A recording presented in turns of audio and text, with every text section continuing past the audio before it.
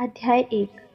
अध्याय एक को अर्जुन विषाद योग भी कहा जाता है, लेकिन इसे अर्जुन विषाद योग कहने की बजाय मैं हमारी दुविधा कहना ज़्यादा पसंद करूँगी, क्योंकि इस अध्याय में, भगवत गीता के इस पहले अध्याय में, हम इंसानों की ज़िंदगी में क्या क्या दुविधाएं होती हैं, क्या परेशानियां होती हैं, वो सारी अर्जुन के माध्यम से बताई गई हैं।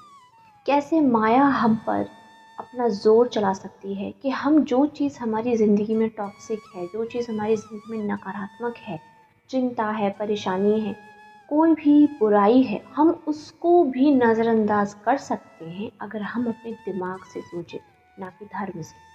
कभी कभी दिमाग सिर्फ लॉजिक सोचता है, हमेशा ही लॉजिक सोचता है दिमाग एक्चुअल में, और लॉजिक अक्सर सही नहीं होते हैं।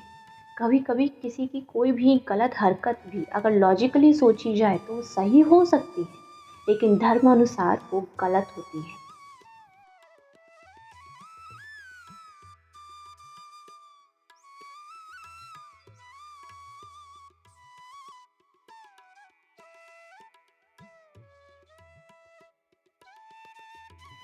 पांडवों ने 12 वर्ष का वनवास और 1 वर्ष का अज्ञातवास समाप्त होने पर जब प्रतिज्ञा के अनुसार अपना आधा राज्य मांगा था, तब दुर्योधन ने आधा राज्य तो क्या, तीखी सुई की नोक जितनी जमीन भी बिना युद्ध के देनी स्वीकार नहीं की थी। इस वजह से पांडवों ने अपनी माता कुंती के अनुसार युद्ध करना स्वीकार कर लिया, और इस प्रकार पांडवों और कौरवों ने युद्ध निश्चित किया और दोनों ओर से युद्ध की तैयारी होने लगी।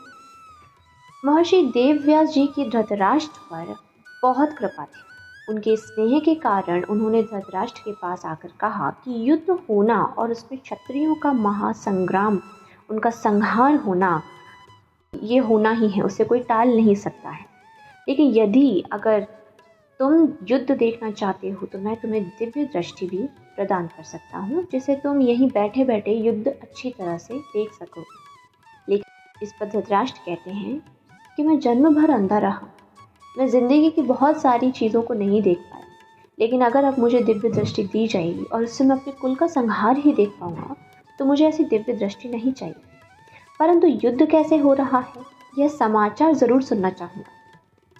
तब व्यास जी ने कहा कि मैं संजय को दिव्य दृष्टि दे देता हूँ, जिससे यह संपूर्ण युद्ध को, संपूर्ण घटनाओं को, सैनिकों को, उनके मन में आई हुई बातों को भी जान लेंगे, तुम्हें सुनाएंगे, तुम्हें देखकर बताएंगे। ऐसा कहकर व्यास जी ने संजय को दिव्य दृष्टि प्रदान की, और निश्चित समय के अनुसार कुरुक्षेत्र में युद्ध आरंभ हुआ। 10 दिन तक संजय युद्ध स्थल में ही रहे थे, लेकिन जब पितामह भीष्म बाणों के द्वारा रथ से गिर गए थे, तब संजय ने हस्तिनापुर में आकर धृतराष्ट्र को यह समाचार सुनाया। इस समाचार को सुनकर धृतराष्ट्र को बड़ा दुख हुआ और वे विलाप करने लगे। फिर उन्होंने संजय से युद्ध का सारा वृत्तांत सुनने के लिए कहा। भीष्म पर्व के 24वें अध्याय तक संजय ने युद्ध संबंधी बातें धृतराष्ट्र को सुनाई हैं, और 25वें अध्याय से आरंभ है आपकी भगवत गीता। यहाँ पर धृतराष्ट्र संजय से पूछते हैं, धर्म क्षेत्रे कुरुक्षेत्रे संवेतयुयुत्सवः मामकाः पांडवाश्चैव किम कुर्वत संजय। धृतराष्ट्र बोले, हे संजय, धर्म भूमि कुरुक्षेत्र में इकट्ठे हुए युद्ध की इच्छा वाले मेरे और पांडु के पुत्रों ने क्या किया।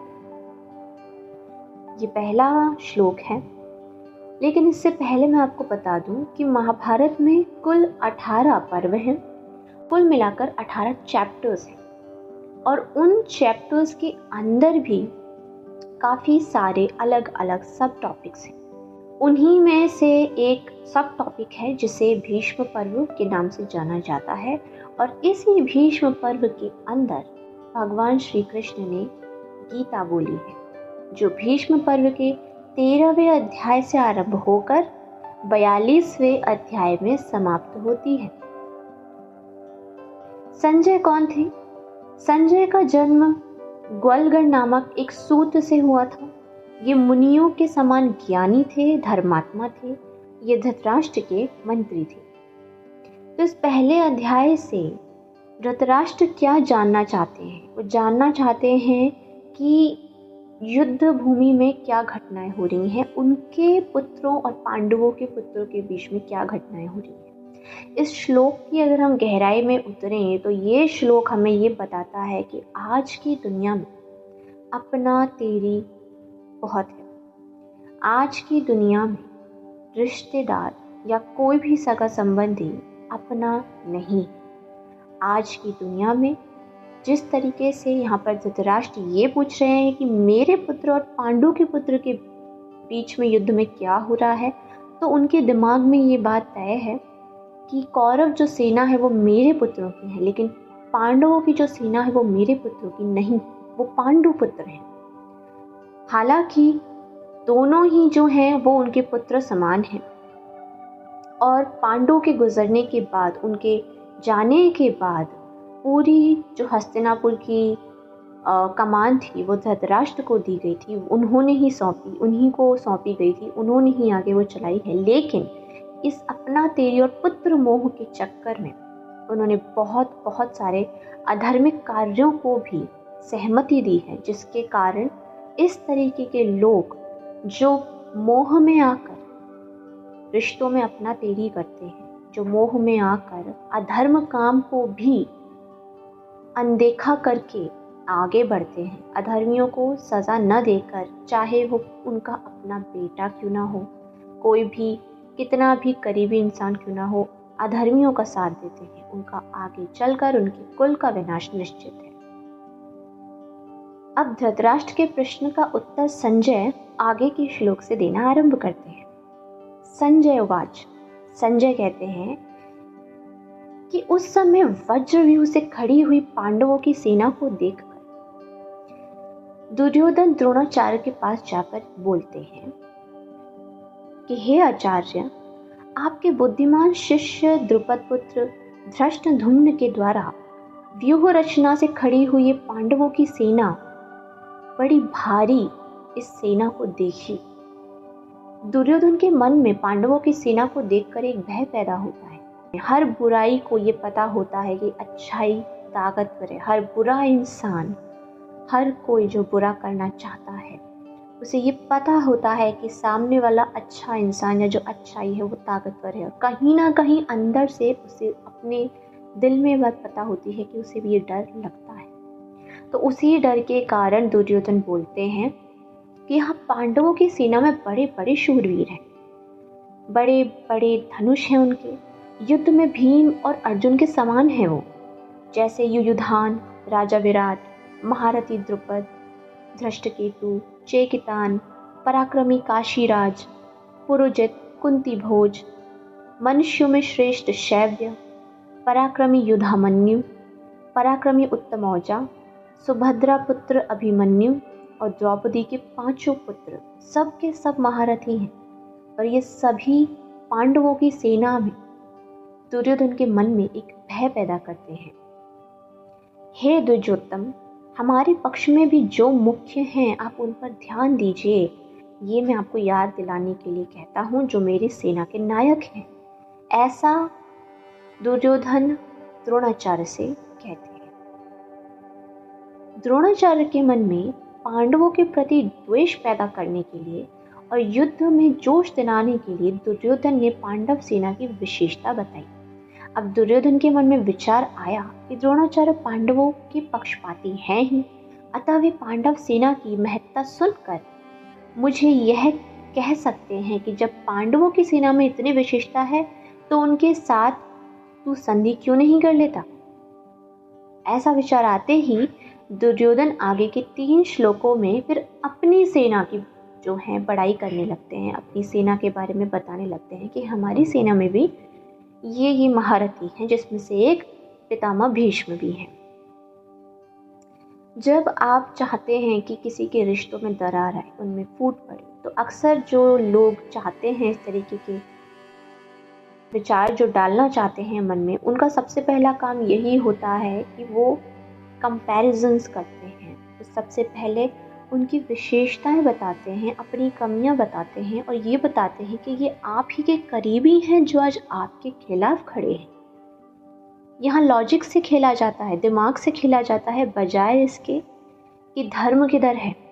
और धर्म के लिए कभी कभी लॉजिक काम नहीं आते, क्योंकि लॉजिक से आप अधर्म को भी सही साबित कर सकते हो।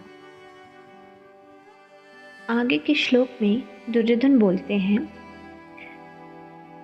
आप और पितामह भीष्म तथा कर्ण और संग्राम विजयी कृपाचार्य, उसी तरह अश्वत्थामा, विकर्ण और सोमदत्त पुत्र भूरिश्रवा, इनके अतिरिक्त बहुत से शूरवीर हैं जिन्होंने मेरे लिए अपने जीने की इच्छा भी त्याग दी है और जो अनेक प्रकार के अस्त्र शस्त्र चलाने में माहिर हैं। सबके सब युद्ध कलाओं में अत्यंत चतुर हैं। हमारी वह सेना पांडवों पर विजय करने में असमर्थ है, अपर्याप्त है, क्योंकि उसके संरक्षक भीष्म हैं। परंतु पांडवों की सेना हम पर विजय करने में समर्थ है, पर्याप्त है, क्योंकि उसके संरक्षक भीमसेन हैं। अब ऐसा दुर्योधन क्यों बोल रहे हैं? इसके पीछे एक गहरा कारण है। अन्याय के कारण दुर्योधन के मन में भय होने से वह अपनी सेना के विषय में सोचता है कि हमारी सेना बड़ी होने पर भी, पांडवों की अपेक्षा 4 अक्षौहिणी अधिक होने पर भी पांडवों पर विजय प्राप्त करने में असमर्थ ही है। इसका कारण कि हमारी सेना में मतभेद हैं। उसमें एकता, निर्भयता, निसंकोच नहीं है जितना पांडवों की सेना में है। हमारी सेना के मुख्य संरक्षक पितामह भीष्म उभय पक्षपाती हैं, यानी उनके भीतर कौरव और पांडव दोनों सेनाओं का पक्ष है। वे कृष्ण के बड़े भक्त हैं। उनके हृदय में युधिष्ठिर का बड़ा आदर है, अर्जुन पर उनका बड़ा स्नेह है। इसीलिए वे हमारे पक्ष में रहते हुए भी भीतर से पांडवों का भला चाहते हैं। और वहीं भीष्म हमारी सेना के मुख्य सेनापति हैं। अब ऐसी दशा में हमारी सेना पांडवों के मुकाबले कैसे समर्थ हो सकती है, ऐसा दुर्योधन सोचते हैं। और जो पांडवों की सेना है वह हम पर विजय प्राप्त करने में समर्थ है, कारण कि उनकी सेना में मतभेद नहीं है, सभी एक मत होकर संगठित हैं। उनकी सेना के संरक्षक भीमसेन हैं, जो कि बचपन से ही दुर्योधन को हराते आए हैं। वह अकेले ही दुर्योधन सहित उनके 100 भाइयों को मारने की प्रतिज्ञा कर चुके हैं। अर्थात दुर्योधन सोचते हैं कि भीमसेन हमारा नाश करने पर तुले हुए हैं। उनका शरीर वज्र के समान मजबूत है। उन्हें जहर पिलाया गया था, तब भी वे नहीं मरे। ऐसे भीमसेन पांडवों की सेना के संरक्षक हैं, इसीलिए वह सेना वास्तव में समर्थ है, पूर्ण है। अब यहाँ एक शंका होती है कि दुर्योधन अपनी सेना के संरक्षक के लिए भीष्म जी का नाम लेते हैं, जो कि सेनापति के पद पर नियुक्त है, परंतु पांडव सेना के संरक्षण के लिए भीमसेन का नाम लिया गया है, जो सेनापति नहीं है। इसका समाधान ये है कि दुर्योधन इस समय सेनापतियों की बातें नहीं सोच रहे हैं, बल्कि दोनों सेनाओं की शक्तियों के विषय में सोच रहे हैं कि कौन सी सेना अधिक शक्तिशाली है। दुर्योधन पर शुरू से ही भीमसेन का प्रभाव था, उनकी शक्ति का, उनकी बलवत्ता का बहुत बहुत प्रभाव पड़ा हुआ है। अतः वह पांडव सेना के संरक्षक के लिए भीमसेन का ही नाम लेते हैं। आगे के आने वाले श्लोकों में आप देखेंगे कि अर्जुन कौरव सेना को देखकर किसी के पास न जाकर हाथ में धनुष उठाते हैं, जो कि गीता के इस पहले अध्याय के आगे के हम 20वें श्लोक में देखेंगे। वहीं दुर्योधन पांडव सेना को देखकर द्रोणाचार्य के पास जाते हैं और उनसे पांडवों की वज्रव्यूह रचना युक्त सेना को देखने के लिए कहते हैं। अब इससे क्या सिद्ध होता है? इससे ये सिद्ध होता है कि दुर्योधन के हृदय में भय बैठा हुआ है, डर बैठा हुआ है। भीतर भय होने पर भी वह चालाकी से द्रोणाचार्य को प्रसन्न करना चाहता है, उनको पांडवों के विरुद्ध उकसाना चाहता है, कारण कि दुर्योधन के मन में, उनके हृदय में अधर्म है, अन्याय है, पाप है। एक अन्यायी पापी व्यक्ति कभी निर्भय और सुख शांति से नहीं रह सकता। यह नियम है, परंतु वहीं अर्जुन के भीतर धर्म है, न्याय है। इसीलिए अर्जुन के भीतर अपना स्वार्थ सिद्ध करने के लिए चालाकी नहीं है, कोई भय नहीं है, बल्कि एक उत्साह है, वीरता है। तभी वे वीरता में आकर सेना निरीक्षण करने के लिए भगवान को आज्ञा भी देते हैं कि हे अच्युत, दोनों सेनाओं के मध्य में मेरे रथ को खड़ा कर दीजिए। ये इस अध्याय के 21वें श्लोक में हम देखेंगे। इसका तात्पर्य ये है कि जिसके भीतर नाशवान धन संपत्ति आदि आश्रय है, आदर है, और जिसके भीतर अधर्म है, अन्याय है, दुर्भाव है, उसके भीतर वास्तविक बल नहीं होता है। वह अंदर से खोखला होता है और वह कभी निर्भय नहीं होता है। वहीं जिसके भीतर अपने धर्म का पालन है, भगवान का आश्रय है, वह कभी भयभीत नहीं होता है। उसका बल सच्चा है, क्योंकि वह एक सच्चे प्राण, एक सच्ची एनर्जी को मान रहा है। जबकि ये जो दुनिया की माया रूपी जितनी भी बल हैं, ये सभी खोखले हैं, ये सभी टेम्पररी हैं और ये सभी वाकई में किसी काम के नहीं हैं। अतः अपना कल्याण चाहने वाले साधकों को अधर्म, अन्याय आदि का हमेशा त्याग करके एकमात्र भगवान का आश्रय लेकर अपने धर्म का अनुष्ठान करना चाहिए। भौतिक संपत्ति को महत्व देकर और संयोग जन्य सुख के प्रलोभनों में फंसकर कभी अधर्म का आश्रय नहीं लेना चाहिए, क्योंकि इन दोनों से मनुष्य का, एक इंसान का, हमारा कभी हित नहीं होता है, कभी भला नहीं होता है, बल्कि हमेशा अहित ही होता है।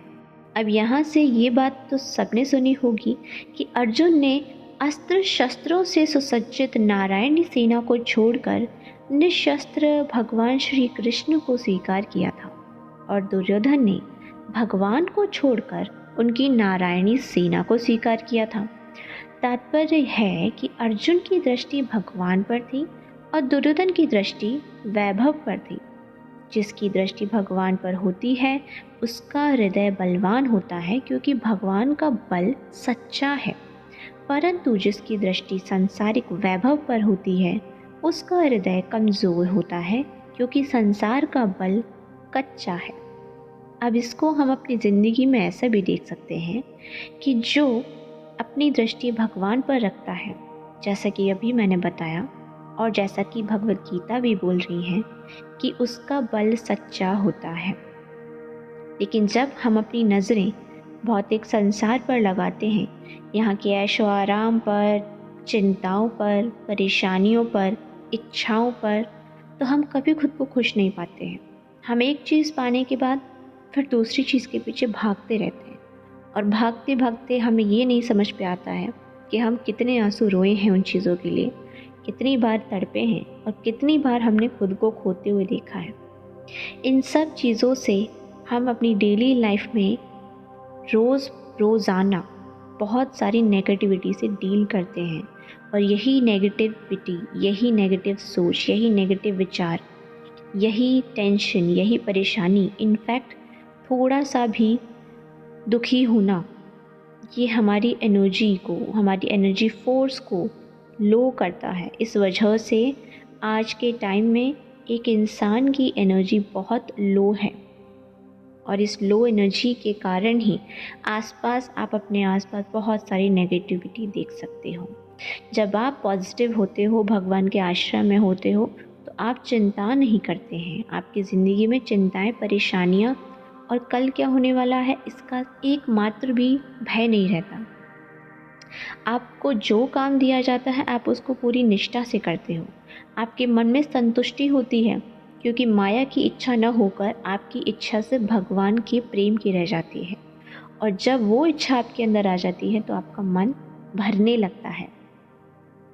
और वो एक ऐसी इच्छा है जो आपके मन को भरने के साथ साथ आपके जो प्राणों की एनर्जी है, आपकी जो पॉजिटिव एनर्जी है, उसको हमेशा जगमगा कर रखती है। उससे आपका ऑरा भी क्लेंस होता है। और आप खुद अपनी ज़िंदगी में अगर आप कभी मंदिर गए हों और एक मंदिर की जो आपने एनर्जी फील करी हो, वहाँ की जो शांति अगर आपने कभी फील करी हो, वो शांति आपको अपने अंदर महसूस होती है। कोई व्यक्ति जब आपसे मिलने आएगा तो उसे आपके पास आकर महसूस होगी।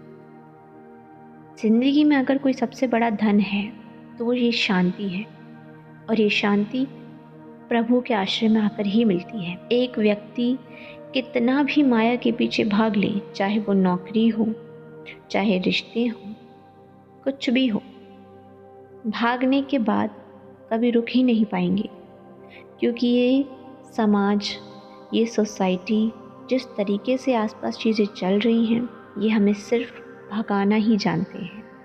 ठहर कर आश्रय लेना ईश्वर का, उनके प्रेम में डूब जाना, उस शांति को महसूस करना, और बिना किसी चिंता परेशानी के अर्जुन की तरह जैसे कृष्ण गाइड कर रहे हैं, उस हिसाब से उनकी नचाई हुई धुन पर नाचना और बस काम को करते जाना, यही एक मनुष्य का धर्म है।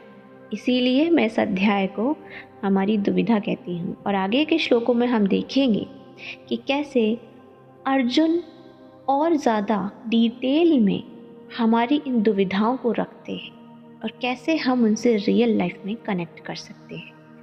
आगे के श्लोकों को समझने के लिए, इस पूरे अध्याय को अंत तक फिनिश करने के लिए आगे के पार्ट्स में कंटिन्यू करेंगे। तब तक के लिए हरे कृष्णा।